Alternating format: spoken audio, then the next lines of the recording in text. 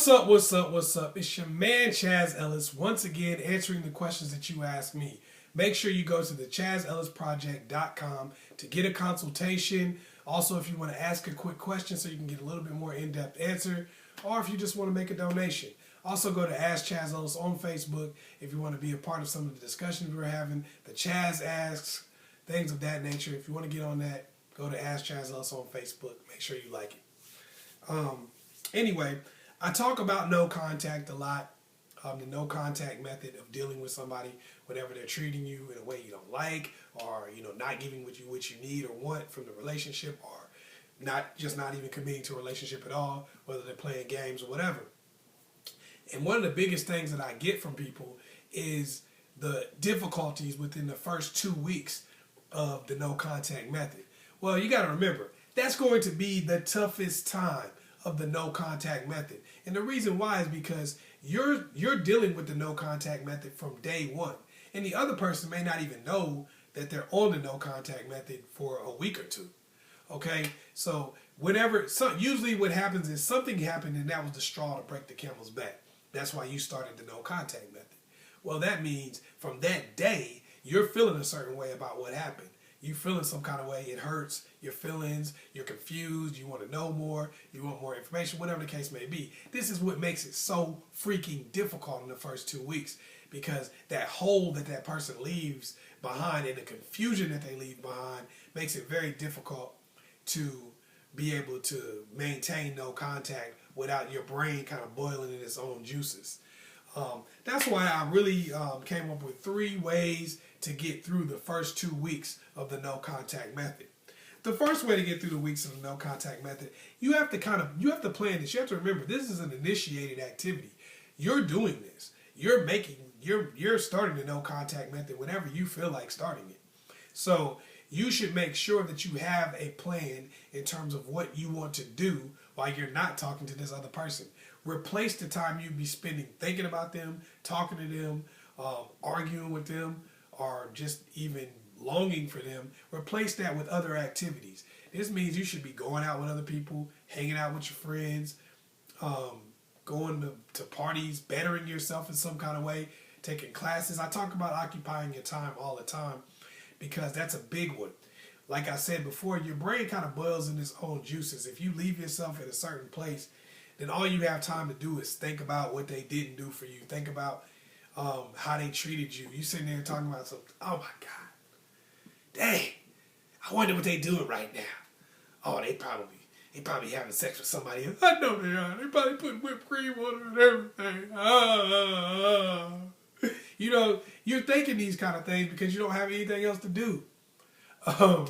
You're thinking about all kind of stuff. You watching Sesame Street on TV just laying there. Oh, God. I bet Big Bird probably smashed. I bet he did.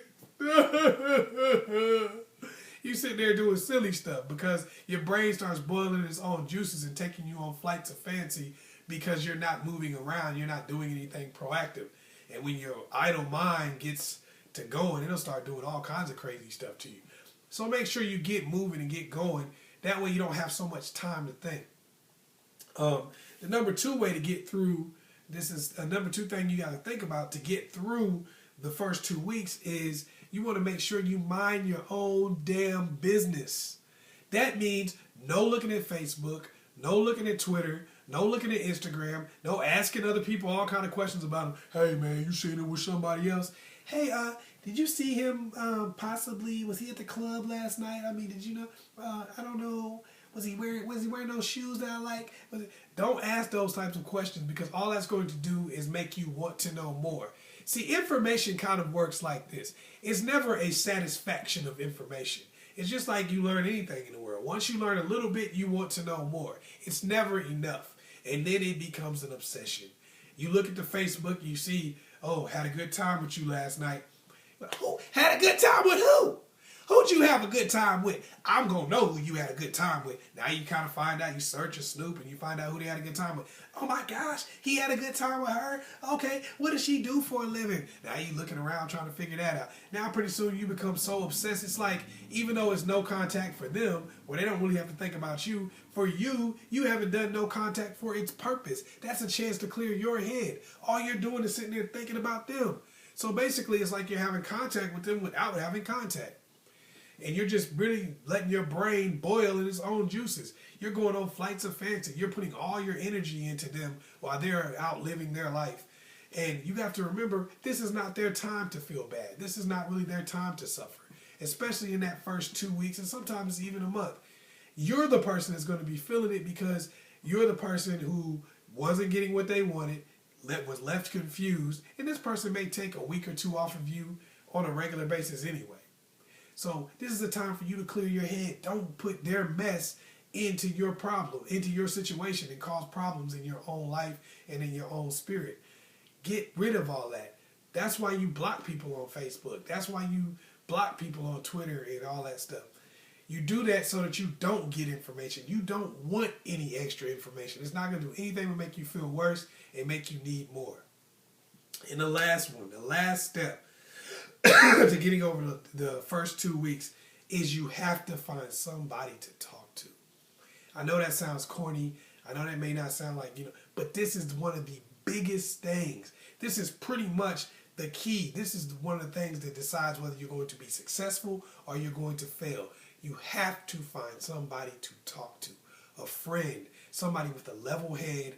It could be a friend, it could be a family member, it could be a counselor. It doesn't matter. It could be just somebody you talk to at the bartender, somebody with a level head, but it has to be somebody you can consistently talk to on a regular basis. That's why I do the consultations and quick questions and stuff like that, because I know people need an outlet sometimes. And these are the people you have to talk. Because if you don't talk, what happens is, like I said before, your brain boils in its own juices. You don't get that release valve, so it just builds up inside of you, and it makes you second guess yourself. You waver, you go back and forth. Because you got to remember, you either really, really like this person, or you're really, really obsessed with the answer. Either way, that's going to be something that's going to drive you to want to go back, especially in that first 2 weeks to a month period. That's going to drive you to want to go back. And unless you get a chance to talk over these things with someone else and ask them questions, even if they don't necessarily have the answer to what that person is doing, just being able to ask the questions gives you a release and allows you to be able to keep going until you can get to the next stop. These are some of the things that keep you strong so you can make it through that first 2 weeks to a month. Hopefully I was able to help you out. Once again, it's your man, Chaz Ellis. Make sure you go to the askchazzellisproject.com, get a consultation or a quick question, or if you want to make a donation or whatever. Also go to Ask Chaz Ellis on Facebook and be a part of some of these discussions that we're having. Look at some of the quotes that I put up, different things like that. It's your man, Chaz Ellis. Make sure you like and subscribe and share this video with somebody else you know needs it. Peace.